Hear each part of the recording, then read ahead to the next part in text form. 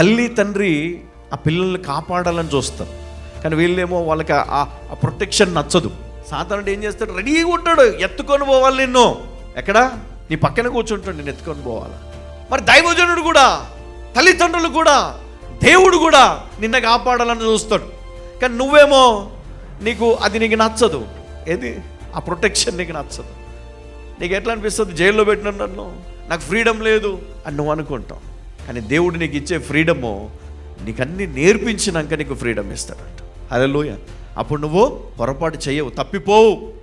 నీకు అన్నీ నేర్పించినాక నీకు ఇస్తాడంట. ఎట్లా, మనం ఈరోజు పిల్లలకు మనం బైక్ ఇచ్చినాం అనుకోండి, చెప్పకుండా తీసుకొని వెళ్ళిపోతారు. వాళ్ళు ఏమైపోతుంది, యాక్సిడెంట్లు అయితే. అదే నేర్పించాక, లైసెన్స్ ఇచ్చాక ఇస్తే వాడు జాగ్రత్తగా వెళ్ళి జాగ్రత్తగా వస్తాడు. అవునా కదా? దేవుడు కూడా నీకు నేర్పించినాకనే, ఈ లోకాన్ని, నీ జీవితాన్ని నీకు నేర్పించినాకనే దేవుడు నీకు ఆ యొక్క అధికారం ఇస్తాడంట. అందుకని అప్పటిదాకా మనం తల్లిదండ్రుల దగ్గర లేదా గురువుల దగ్గర మనము ఒదిగి నేర్చుకోవాలా, తగ్గించుకొని మన జీవితాన్ని సరి చేసుకోవాలా. అప్పుడు దేవుడు నీ జీవితాన్ని దేవుడు ఏం చేస్తాడు, తిరిగి ఆయన జీవింపచేస్తాడు, బ్రతికిస్తాడు. నీ జీవితంలో ఇది జరగదు, ఇది రాదు అని నువ్వు అనుకుంటున్నావు కదా, దేవుడు దాన్ని చేసి నీ జీవితంలో నిన్ను గొప్ప స్థితిలో దేవుడు నిన్ను నిలబెడతాడు. హల్లెలూయా, హల్లెలూయా, హల్లెలూయా.